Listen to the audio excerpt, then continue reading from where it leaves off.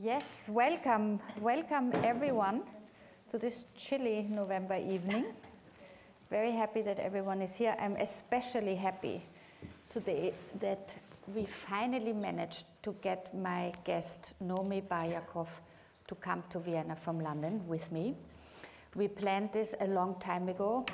Then we planned this date, and we did not know how dramatic the situation would become within the last month. I mean, it was dramatic enough, actually, for all of us, I think, a year ago, especially on 7th of October, and before it was already dramatic enough, but it seems that escalation and more problems and even more violence in the region is, it's never ending.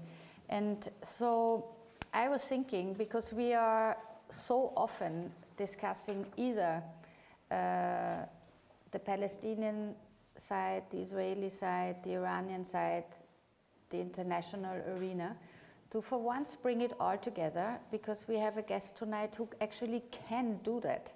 So Nomi Bar-Yaacov is an international lawyer who often and for many years has worked on track 2 negotiations, meaning being behind the curtains, busy with trying to get enemies to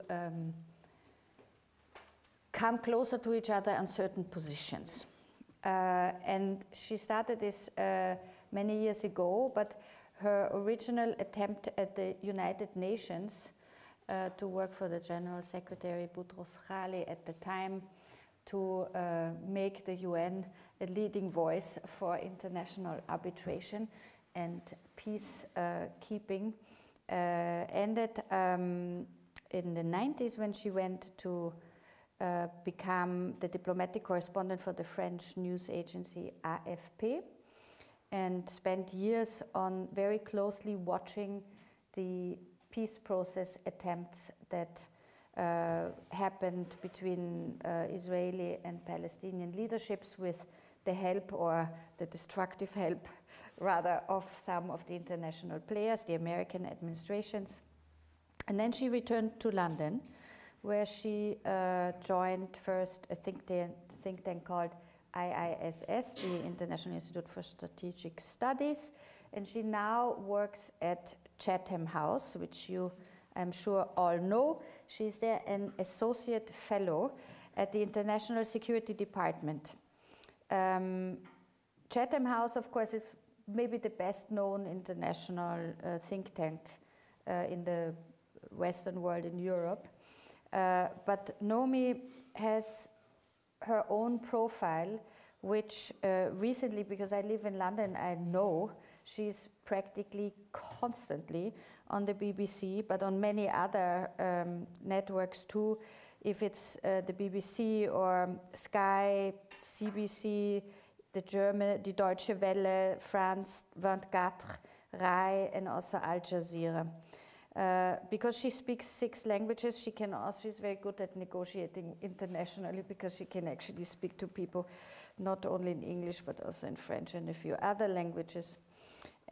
So she's here tonight. She will be tomorrow night on the BBC Arabic program the whole night, commenting or trying to analyze the first results on the US elections. It is, of course, very influential who wins these elections, and we will just tonight not speak about this, because we don't know who wins. Everyone asks, what do you think, who wins? We don't know it. That's a sign of democratic process, which we like.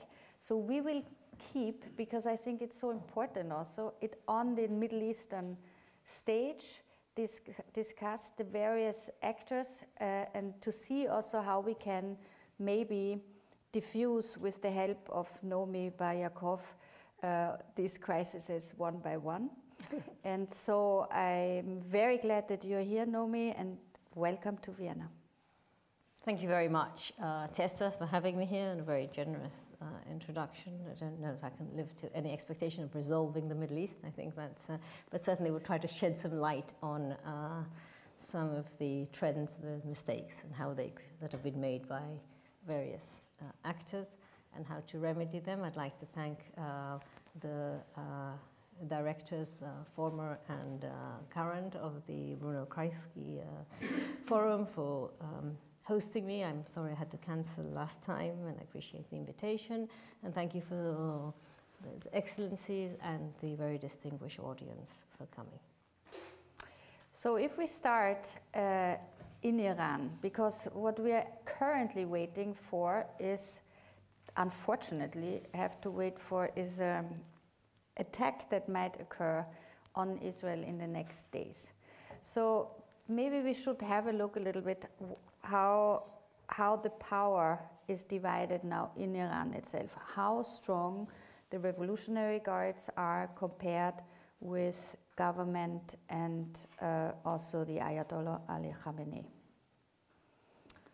Gosh, okay, so I'm not sure that there will be an Iranian attack, first and foremost, in the coming days. I think that intelligence comes and goes, rumors come and go, leaks come and go, and I think there is room for diplomatic effort, as always, to avert an attack.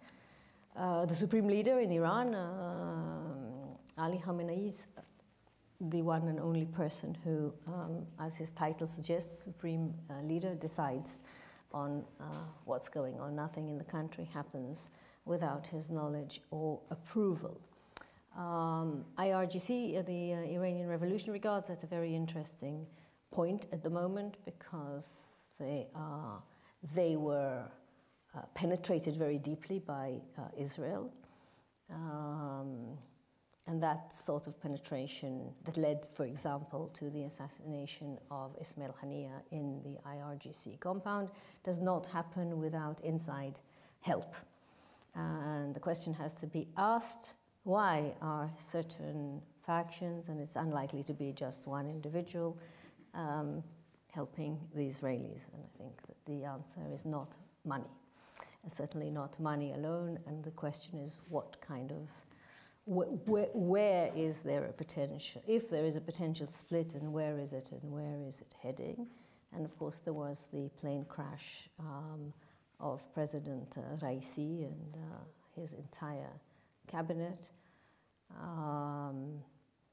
which again looked somewhat suspicious, and it, I think, shed some light on the internal rifts within.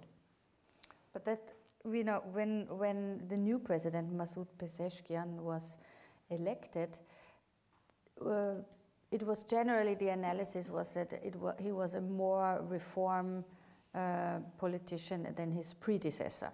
I think that's probably fair to say. But what does that actually mean?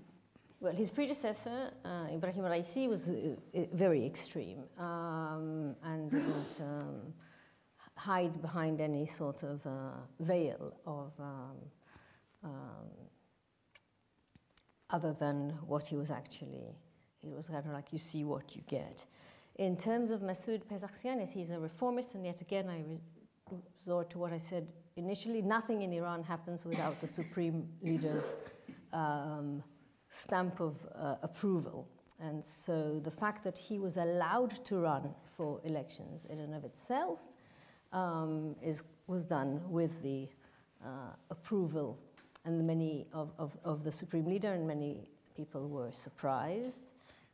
I think it wasn't that surprising that he then, having been allowed to run, also won, and the question remains to be seen, what is he going to be doing that is different beyond words? And I think time will tell. He did, for example, meet in Iran in New York, in New York during the General Assembly with some Jewish representatives in New York, which included an Israeli citizen who wrote about it publicly in Haaretz. And he thought initially that it was some con. He got the invitation saying, you're invited to meet in the UN General Assembly, President Masoud Pezeshkian, and he thought, this must be a joke. And then he was in contact with a few members of the community. These were Jews of Iranian origin. It wasn't just the sort of representatives. I should have stated that at the outset. And he wrote an article in the Israeli daily Haaretz stating that he was very impressed with how open the president was and how attentive he was. So I'm a great believer in dialogue. It's what I do, for a living, but it's by choice. It's I think it's very important to talk to everyone, including, of course, the Iranians, and what difference Masoud Pezeshkian is going to make, I don't know, but I think certainly there will be some change in foreign policy. But really what matters is what is the degree of the potential split within the IRGC, and what the decisions are not made by the president, the decisions are made by the supreme leader and the Iranian Revolutionary Guards. So I think that given that we have seen 2 direct attacks on Israeli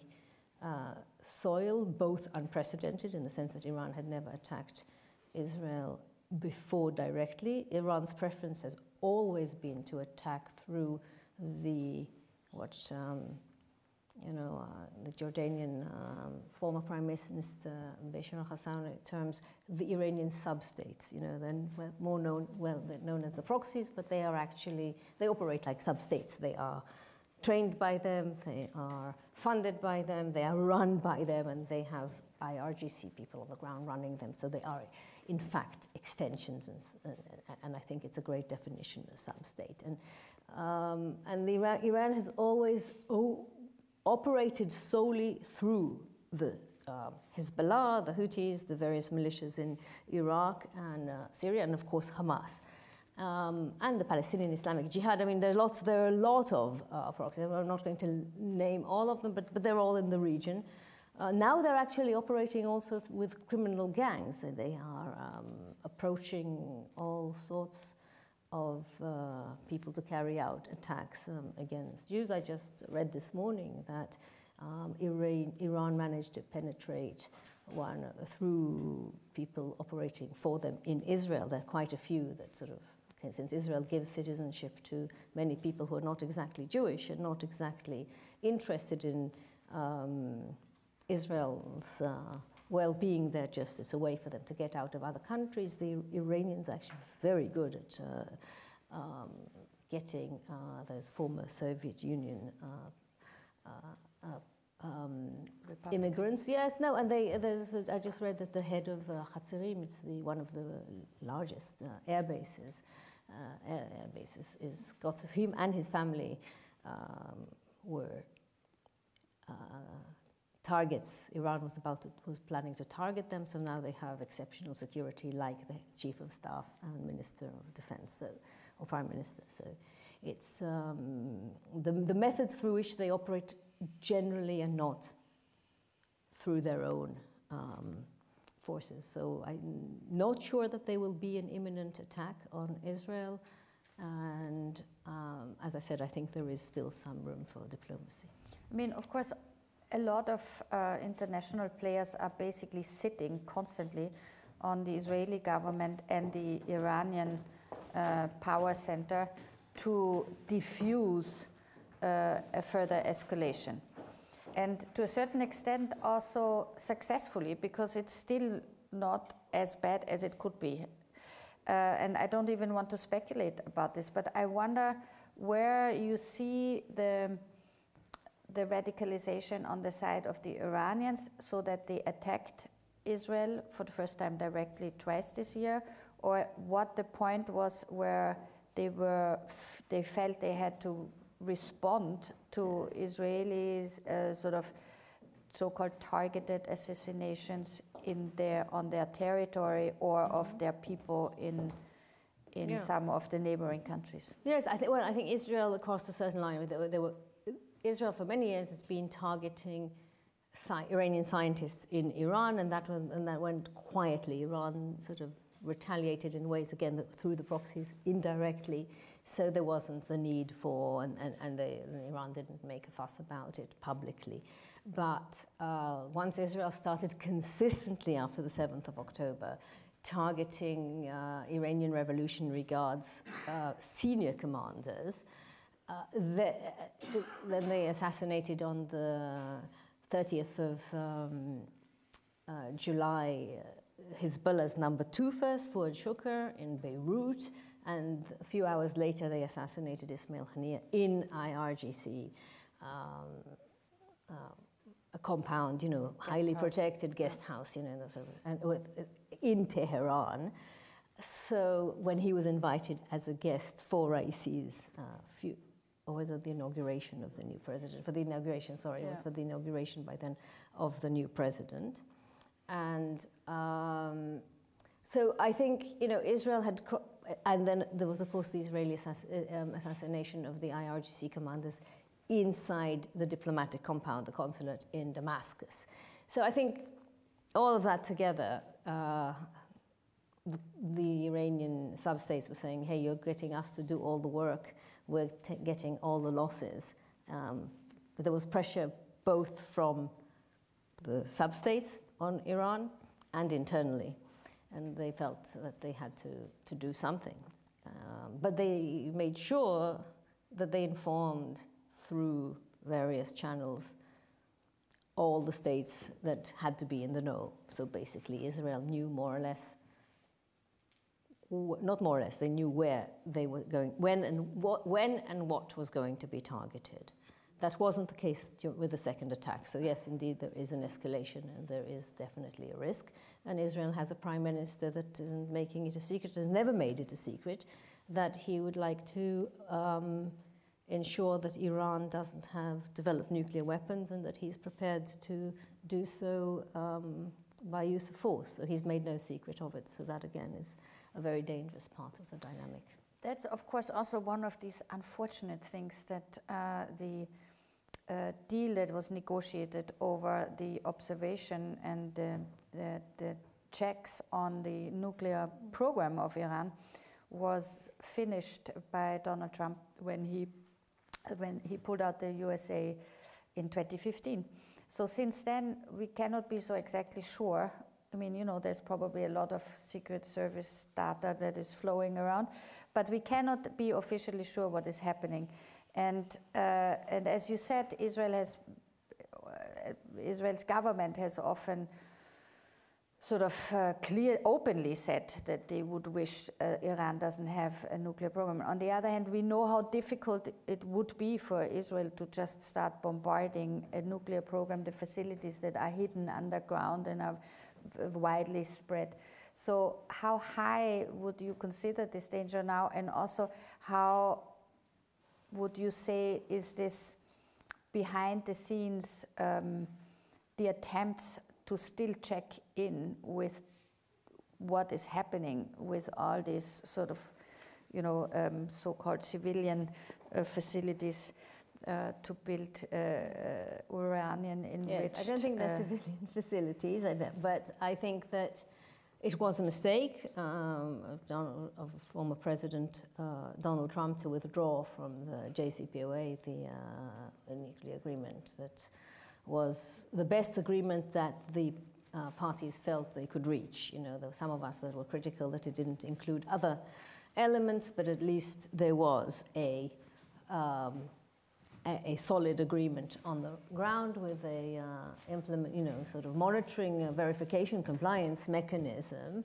I don't know if anybody here from the IAEA would welcome, you know, their input, obviously, but once the US withdrew, that became, you know, that gave a green light to Iran to continue to develop the program unchecked, and that, of course, bothered Israel. And it's time to go back to the negotiating table. Well, that is one of the big questions for the next years, if that's possible. But under this new president, it might be a little bit more of an opening to negotiate a tit for tat, sort of in terms of opening these facilities for checks against having some sanctions lifted further and more cooperation established. But also the deputy president, Javad Zarif, was the chief negotiator for Iran. So you've got some of the old guard in, you know, he was upset when there were certain issues when Masoud Pezeshkian was elected, and then he resigned. You know, there's a lot of backward and forth in Iran. It's a huge country. It's an incredibly complex government and governing system, but there certainly are people within the system that are more progressive and realistic about the way to keep Iran's prestige intact and the country intact without war. So the question really is, for me at least, as a negotiator, how do we get there? How do we avoid a war with Iran when the stakes are so high and the tension is so high at present, and there is a government in Israel that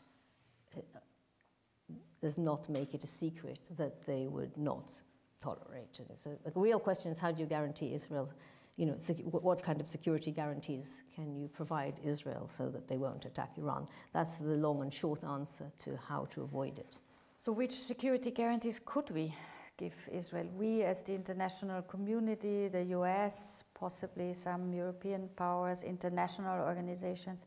I mean, it is a very, very tricky field of also committal to defense of Israel, and it's not so tricky. The plans are on the table, and it's actually quite simple because there have been discussions for ever and ever on how to get there. And the solution to Iran lies in Gaza and in the creation of a Palestinian state. Because if one implements the plan of the 57 Islamic and Arab states that the Jordanian current Foreign Minister Ayman Safadi put on the table together with his Saudi counterpart, His Royal Highness Prince Faisal bin Farhan. The two of them spoke extremely eloquently at the UN, responding to Netanyahu's speech in September that didn't even mention once the Palestinian, Palestine, you know, the center. So, and they basically said, look, we're offering you peace. That peace, you know, which we can go into in more detail, and I'm happy to, is going to also contain Iran, because Iran's already signed a peace agreement with Saudi Arabia in Beijing, so the war in Yemen and the horrendous tension between the two countries is, you know, resolved to the extent that there's a diplomatic corridor and an official presence. And Iran had, you know, the Arab Peace Initiative, which was on the table from 2002, then 2007 was approved by all the, you know, Arab countries. So that is the way to contain Iran, and it's those countries that will provide Israel with the security that Israel needs. And I think, for me, the big question is how to get there. Then, of course, there's a more specific plan of the former foreign minister of Palestine, Nasser al-Qidwa, who is also the nephew of Yasser Arafat, and Ehud Olmert, a former Likud prime minister of Israel. I spoke at a conference with them on Sunday, last Sunday, not yesterday, Haaretz conference in London, and they presented, it was very brave of al-Qidwa to come to the setting, and the two of them spoke extremely courageously and eloquently on how their plan would ensure that both the Palestinians and the Israelis and all the countries in the region are safe, and where you know, sanity prevails and the extremes are contained. And I think really we're at a tipping point between the governments that would like peace to prevail and security, and the anger in the street that could spin out of control, given the fact that you've got 43,000+ dead, not to mention in Gaza, not to mention the numbers of wounded that are over 100,000. And at the moment, I just spoke to a colleague in the field. She said that there are 14,000 children, mainly children and women, a few men, people in need in Gaza, in need of emergency medical care, and they are not being given permission to leave the strip. I mean, that's just one example. But, you know, all of these bombs that, you know, people keep, children especially who lose limbs, if they don't get prosthetics immediately, they cannot. Not to mention the famine and the dire conditions in the north we can get. I think you're getting to Gaza later, but basically I jumped the gun because that is part and parcel of how to contain and deal with Iran. You cannot divorce what is happening in Iran from what is happening in Gaza, and Gaza is only a part of Palestine, and you know what is happening in the West Bank that no one in the West talks about is you know, literally on the brink of explosion and has been literally on the brink for a very, very long time. And there are intense diplomatic efforts going on. For example, today the Palestinian President is in meeting with the Egyptian President Sisi, and they're planning for Gaza, and they are sitting, you know, and the declaration should come out in a few days of how will, on the exact governance, well, exact is maybe an exaggeration, but on the framework for governance, what kind of committees will govern the civilian part of it? What will be the relationship between the PLO and the PA, the Palestinian Authority? Who is going to actually distribute humanitarian aid in Gaza, and how do you rebuild institutions? And all of those things are being discussed. The Jordanians, the Egyptians are putting, particularly the two countries bordering with Israel, a huge amount of effort into this. Israel isn't exactly cooperating, and I think that's where the problem lies, and we can discuss it in greater details. How do you get let's go into the situation, how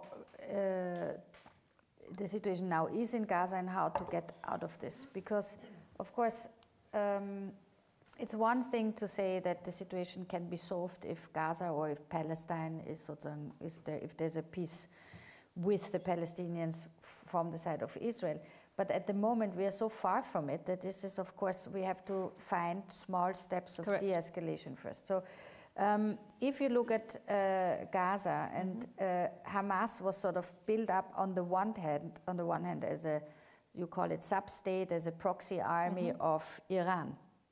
And that was sort of the understanding also that they would, that Iran doesn't have to fight the fight themselves, but would have this kind of sub-state to irk also Israel? Or is it more that Hamas came about also because there's an unsolved situation in Palestine? Hamas, unlike Hezbollah, is a creation of Iran and is a sub-state of Iran. In the case of Hamas, is an offshoot of the Muslim Brotherhood. It's a Sunni movement, not a Shia movement. And they were born, you know, because of the Palestinian the Intifada. And the reason that they became a proxy of Hamas is because the West, including the US, including Europe, when they won the elections democratically in 2006, you know, the US called or pushed for democratic elections in Palestine. The elections were free and fair in Palestine, and Hamas won the elections. And then, instead of working with the movement, because they were there and trying to work out how to work with them, three conditions were imposed on the movement: and disarmament, recognition of Israel, and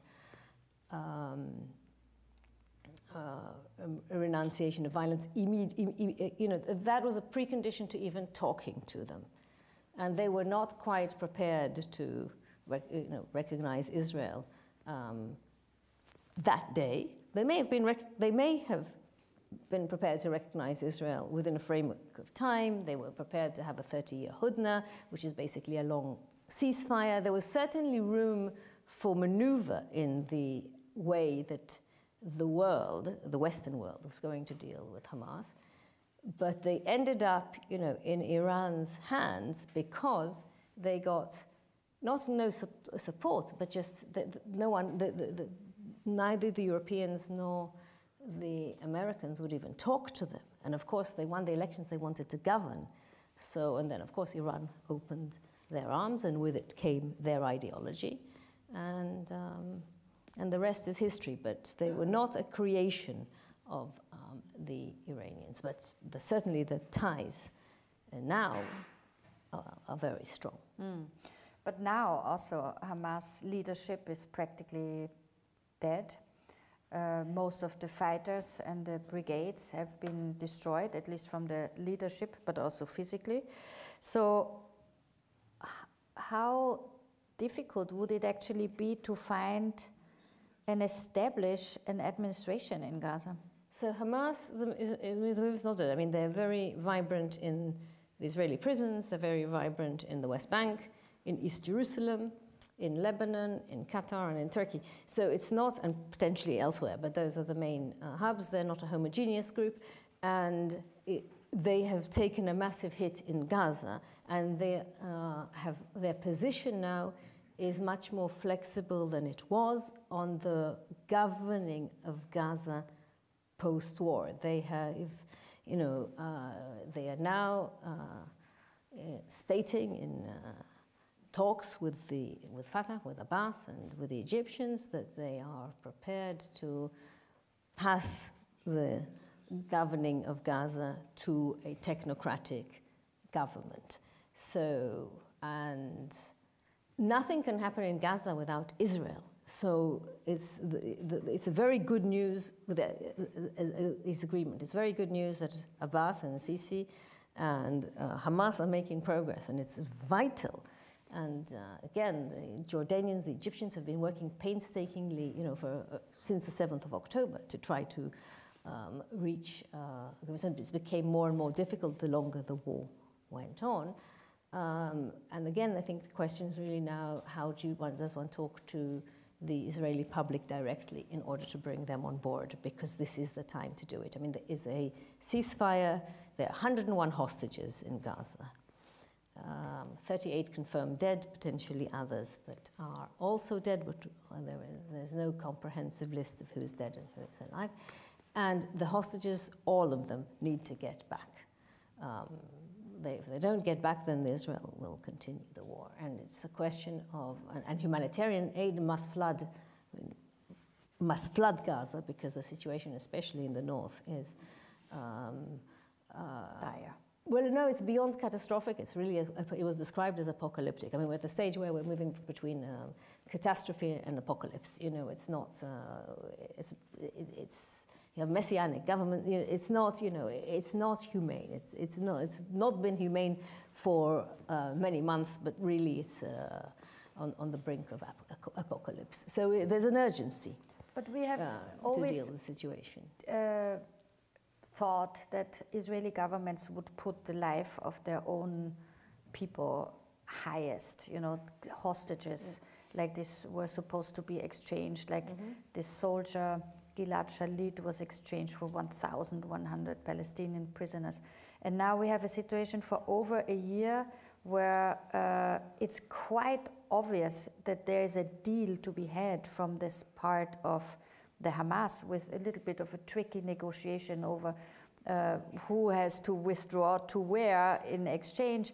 But there is clearly an interest to have kept these hostages alive in order to exchange them. And it hasn't happened. Although also the other declared aim of this war from the side of the Israeli government was to destroy the Hamas leadership and their capability to attack Israel and commit another October 7th. So if these things have happened and now there is still no deal, what is the purpose and what's the reason for this? Why is the Israeli government There's one reason only. There's one reason and one reason alone, and that is that the Israeli Prime Minister has put himself and his own personal safety in his seat as a Prime Minister, safety from going to prison, given that there is a very serious corruption trial that is pending. It's already been indicted.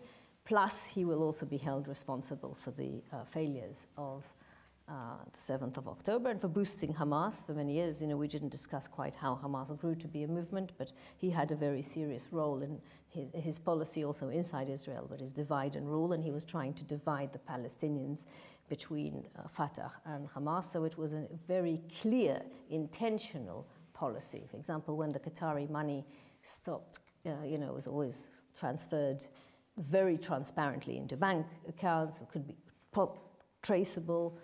He changed it to cash. I mean, this is one example, but there are many examples of how and why he boosted the movement. So he knows this is hanging over him, as well as many other issues hanging over him. So he's just decided that the whole world can burn as long as he is safely in his bunker. He has a very extreme coalition. They are very apocalyptic in their nature. The finance minister, for example, believes that the West Bank and Gaza should be annexed and become sovereign territory. And Netanyahu is prioritizing keeping his coalition intact over the lives of the hostages. And that is the reason why there hasn't been a deal. But Bezalel Smotrich, the finance minister that you mentioned, or the security minister, Itamar Ben-Gvir, as you said, very extreme in their positions. But I wonder sometimes if we know enough about their positions, because the language they use is racist. They are very maximalist in terms of how to go against not only the leadership of Hamas, who organized October 7th, but also, you know, to a more broader fight against Palestinians per se. But is the goal of this war now, and the reason not to stop, beyond the fact that Netanyahu wants to stay out of prison, but also to have a wider plan to actually expel the Palestinians of Gaza in the direction of Egypt, or create a situation where the situation escalates so far that people will actually take their own fate also in their hands and leave? Well, that was the plan right from the beginning. So the government was seriously surprised that Egypt didn't open the border, the Rafah crossing. I mean, their assumption was, as part of their planning, that the Palestinians in Gaza, around 2.4 million of them, will leave, and that Egypt will open the borders, and that Norway and Sweden and the two good states in the Nordics and Canada and the states that generally have a policy of taking refugees would take the Palestinian refugees. That was what they thought was going to happen. And Egypt made it very clear right from the start that there was no way that they were going to open the border. And I remember discussing it with, officials on both sides, and it was very clear to me, as someone who moves between the parties, it was very, very clear that Egypt was not going to open the border to the Palestinians, and it was not even a question of time. It wasn't, and the Israelis kept on telling to me, the people, in those, of course they will, but they're not doing it now. They're playing hardball, but they will open the border. So it's not. There were articles published in the Israeli press that Egypt is building X amount of units, like large, housing, I don't know, on the Nile here or in the Sinai there. I mean, there was just literally publishing photos of these empty housing, saying this is where they should go, as if they are running Egypt. It's sort of the arrogance and the lack of understanding of how Egyptians, it's like, they've got this place so that they can house the Palestinians. So it's just a kind of dissonance between the thinking of the government and the reality. I mean, it's an abyss.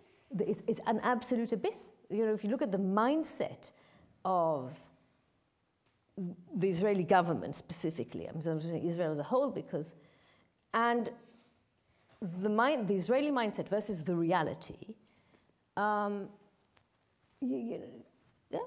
abyss, I think, is the best way to describe it. And I think that was also why the talks in Camp David in 2000 failed, and why the talks in Shepherdstown, for those who are not in the know, the Israeli-Palestinian summit at Camp David was meant to bring about an end to the Israeli-Palestinian conflict and 2 states. And Ehud Barak, who was prime minister at the time, was certain that he was going to bring about an yes, agreement. to stay, yes, because he was offering 95% of the West Bank, Gaza, and Palestine, the occupied territories, but he did not, and he persuaded the Americans, or the Americans in Israel had, you know, the same mindset that they can dictate to the entire Arab world, not just to Yasser Arafat, who was the Palestinian leader at the time, what, you know, no one bothered to discuss it with the late King Abdullah of Saudi Arabia, who was the most powerful leader at the time in the Arab world. Arafat was not going to strike a deal with Israel without consulting broadly in the Arab world. Yet, you know, the Israelis and the Americans were certain that this was going to happen. And the same happened with Bashar al-Assad at the time, with Hafiz al-Assad, who was still alive at the time, in the Israeli-Syrian talks that started in January. And I remember I was covering them, as you said, you know, and we were in Shepherdstown, and the Syrian team went back for consultations. And all of the Arabs said, they're not coming back. And all of the Israelis said, of course they're coming back. They just went for consultations, and they didn't come back. And, you know, and it was because the Americans and the Israelis dictated to them, this is how we're going to do it. You know, they did not treat them as equals. It was like they had a plan, and they thought that it was a good plan from their point of view, and they didn't didn't realize.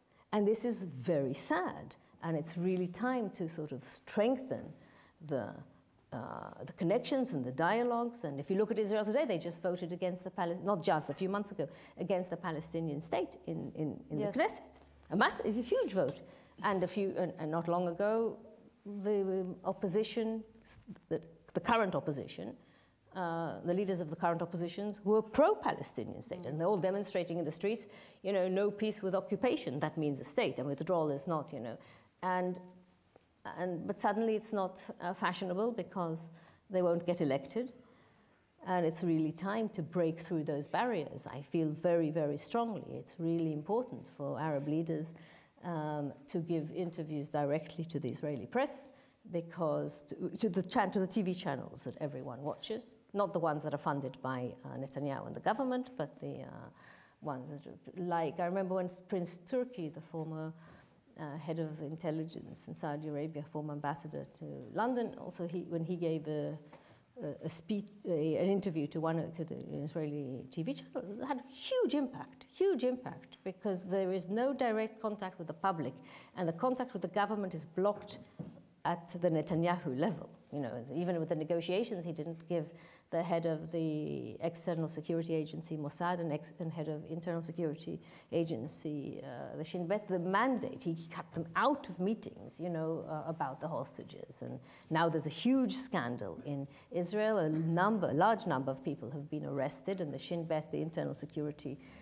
forces, are carrying out an investigation because of leaked documents and lies, and leaked false. So some of leaked documents that were tampered with. So some of the... But let's, to be no, precise, but I think this is very important. It was an instruction paper that they found in a tunnel in Gaza in the spring, which basically said that Sinwar, the head of Hamas in Gaza, military head, was planning to take the hostages out of Iran. Gaza to Yemen.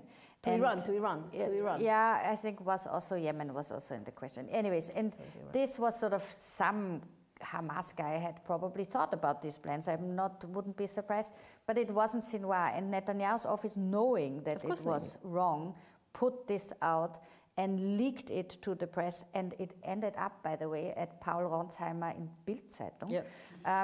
And has... But they leaked it to him, that's why. It wasn't that it ended up there. It was against Israeli laws to leak it inside Israel, because it was against censorship. So that's what they do, is they leak it to a foreign newspaper, and then the Israeli press quotes it. So, but I mean, this is maybe a sign that there's high pressure in order for Netanyahu's office, that they think they should influence the gallery at home, you know, to to appeal to the hostage families that they agree to bomb Gaza, because otherwise the hostages are being taken out of Gaza or something like that. In any case, this is sort of one moment that we look at this now and think like, wow, so there's a lot of stress going on there, and lying openly about these things will backfire on them. But I wonder how difficult it also is to get this government to fall, because we had all these demonstrations. A lot of people are really severely against Netanyahu and also this messianic wing of his government, but there is no legal route actually to get them out before, if they continue what they're doing. There's no legal route, and there are people who, for their own self-interests, have joined the government, so now the government is even stronger because you have a party led by Gideon Sa'ar, with 4 members that have joined. So I think there are some mistakes there. But just to explain this, the leaked documents, I think it's a very serious issue, because I think what they're investigating now, they are holding the Israelis that they are believe have they've arrested, that they believe have leaked, under administrative detention, which is a very serious sign, and they're going to investigate it backwards. And this is like, it's every time there was supposed to be a deal. So first Netanyahu said, oh, we can't do it because of the Netzarim corridor, the one that severs the north. Then he said, we can't do it because we need to invade Rafah. And then he said, we can't do it because of we need to be in Philadelphia, because of otherwise they were going to smuggle them. And it's all coming out. It's all coming out, all the lies, and it's one lie after another, after another, after another, at that level, and it's known. So I do think that this is a potential earthquake, because the fact that it's not the police investigating, it's the Shin Bet investigating, they have far, far, far more reaching techniques and access to information that the police does not have.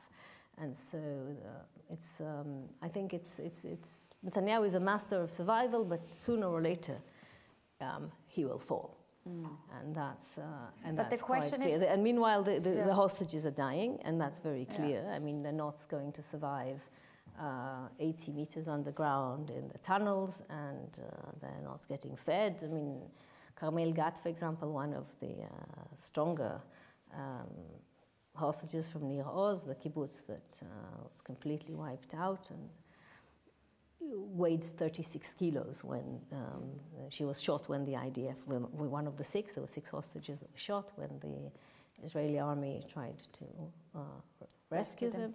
And I mean, they're just the conditions are not. People are dying from being. There's a tragedy, an absolute tragedy, that all these civilians can in such situation and cannot be helped. And I wonder what European governments could do now also, in terms of, there's a lot of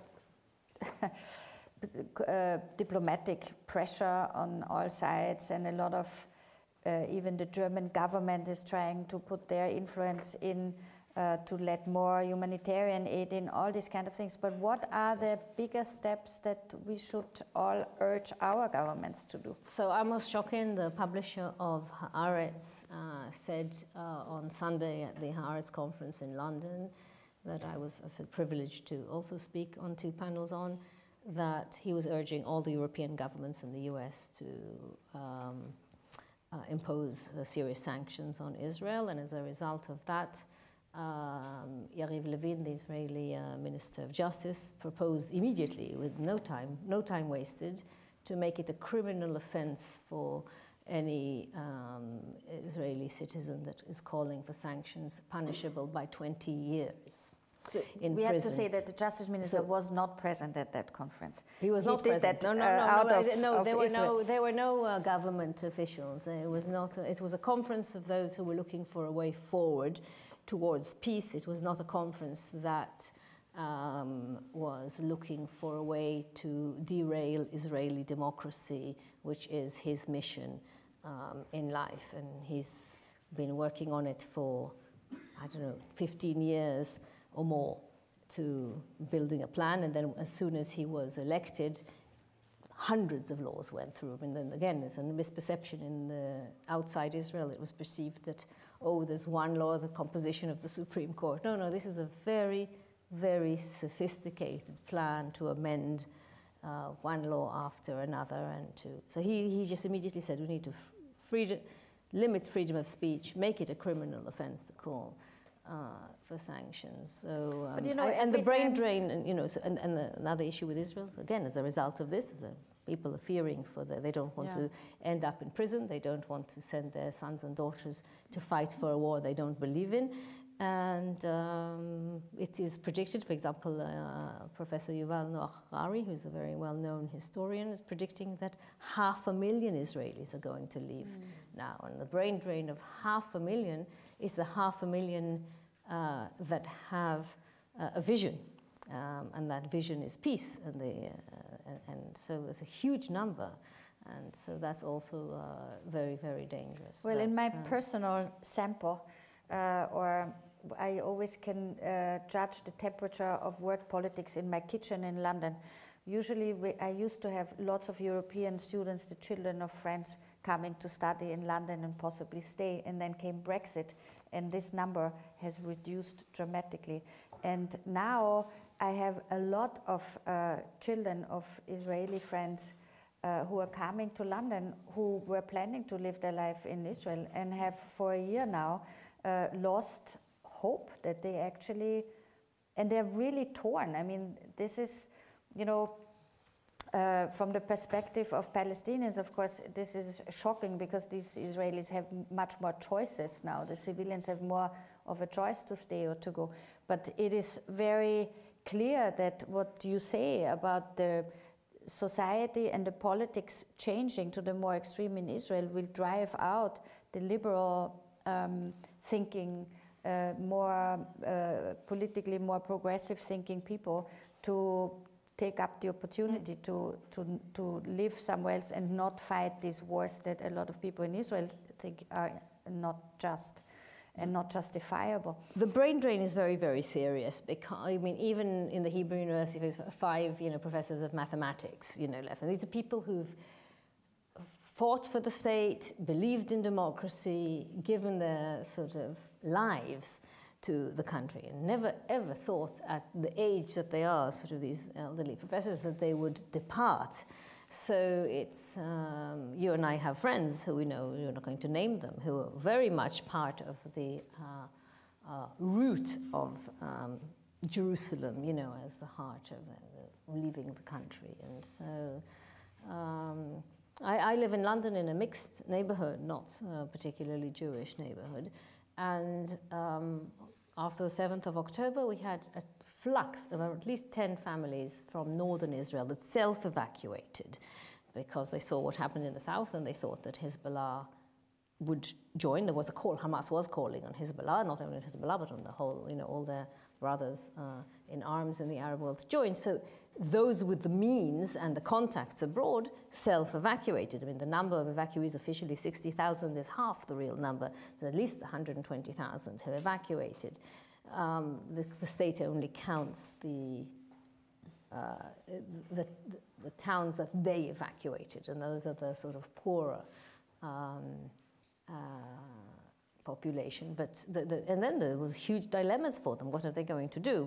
Many Israelis hold dual nationalities, triple nationalities, have opportunities to work abroad, and very few of them have returned. And those who returned with the hope that they would the war would end, ended up leaving. So but it's just let me ask, because we are already talking for an hour, and I want also to bring in questions from you now for the last minutes that we have. But one more question I also want to ask, because you mentioned the sanctions against Israel. We are in Austria, and sanctions against a Jewish state are not something that would go through here easily. What do you exactly mean by sanctions against Israel? No, I said Amos Chokin, who is 79 years old and one of the founding, generations.